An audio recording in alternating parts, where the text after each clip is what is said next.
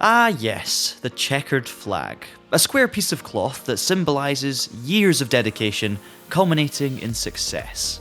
But why is it patterned? And what do all the other flags mean? If you're relatively new to Formula 1 or just want to know which driver was black flagged twice, then here's your guide to flags in F1.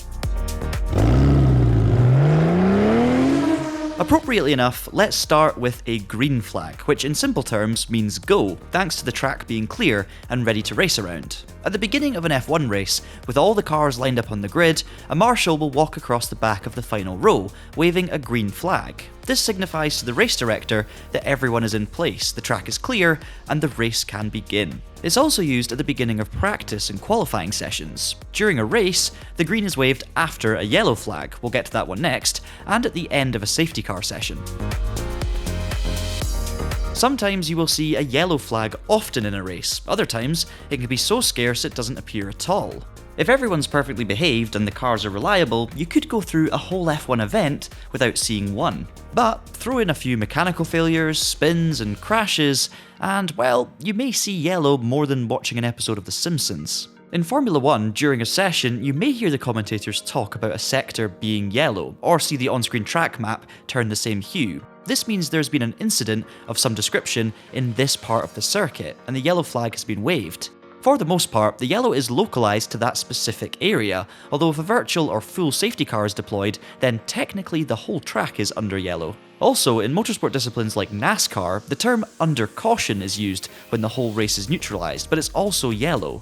And this could also be termed as a full course yellow, such as the Le Mans 24 Hour where it's paired with a speed limit. But here, we're sticking to the humble yellow flag, waved in an area where someone has run wide, spun, crashed, or parked up after a mechanical failure, or even if there is debris lying on the circuit. But crucially, not a serious incident. There are other flags and procedures in this situation, which we'll come on to a bit later on. When the yellow is out, a driver must show that they have slowed temporarily, and overtaking is completely forbidden at that corner or track section. Before and after is typically okay, however. So imagine there's an incident ahead. You race like normal until you see the first yellow flag. At this point, overtaking is not allowed, but after the incident at the next marshal's post, there will be an aforementioned green flag. Passing that means you can overtake once again.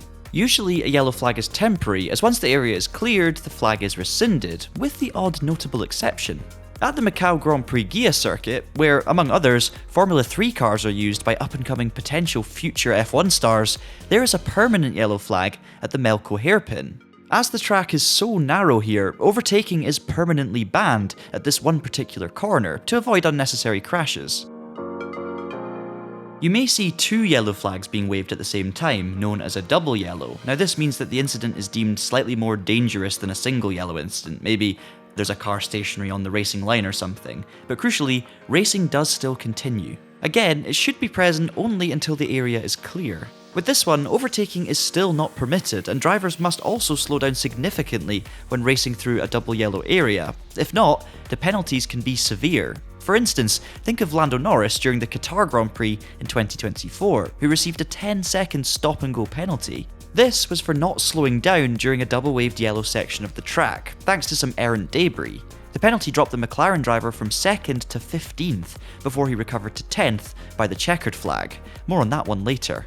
By the way, if you're enjoying this guide, please do consider subscribing to the Traxion YouTube channel. We've got plenty more things like this in the works. Do also leave us a comment down below with some topics you would like us to cover in future videos.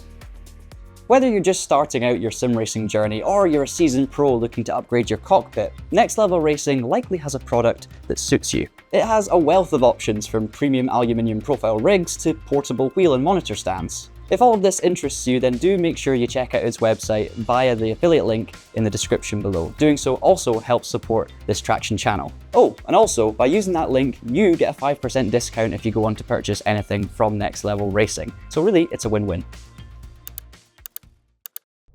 Now this next one is not a flag any racer wishes to see. The red flag can be an indicator that something catastrophic has happened. If there's been a significant pile-up, a blocked track, or a heavy crash where someone has potentially been injured, then this is the flag shown. Another instance could be that weather conditions are simply too inclement, and so to avoid a dangerous scenario, out comes the red flag. Another instance would be the breaking up of a track surface, maybe curbs or something wild like a loose drain cover. Current F1 safety car driver Bernd Maylander knows all about this after he hit one spectacularly when driving in the DTM 21 years ago. Be it a race, qualifying or practice session, if the red flag is shown, activities are halted immediately. Drivers must slowly crawl back to the pits or even just stop where they are until they can safely proceed.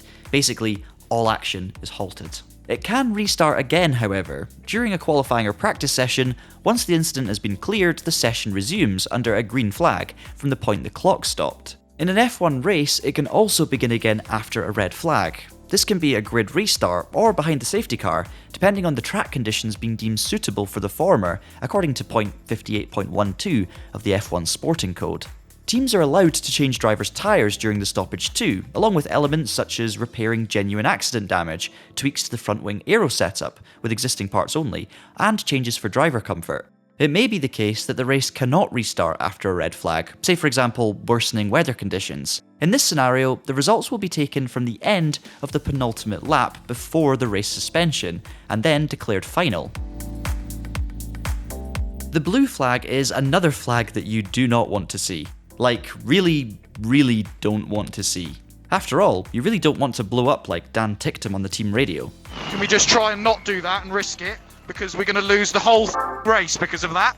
In essence, it means that a car is close behind and trying to overtake. In Formula 1, this has multiple uses. It's firstly used at the pit lane exit to warn drivers departing if cars are approaching on track. Then, during practice sessions, it's used to indicate to a driver on a slow lap that a car on a quick lap is behind. During a race, it's shown to a driver if they're about to be lapped, and you really don't want to go a lap behind, as your chance of victory is all but gone. This is seen less in contemporary Formula 1, with the field all being so close and competitive, but there was a time when teams at the back of the grid were regularly lapped and thus shown blue flags. In 2021, for instance, Nikita Mazepin was shown the most blue flags, with 228 in total. If a driver is shown a blue flag, they must pull over when safe and let the car behind through, and failure to do so 3 times results in a penalty. That's where the diagonally divided black and white flag can come into play, often also referred to as the driving standards flag. This is used to warn a driver that their behaviour isn't up to scratch. For instance, ignoring the blue flags, driving over track limits, weaving around to defend a position, or making contact with another driver in a way deemed to be unacceptable. This flag can be used as a warning, or in conjunction with a penalty on digital screens. For instance, here we've been given a penalty in the F1 24 game for hitting another competitor, and an icon like the black and white flag is actually shown on screen.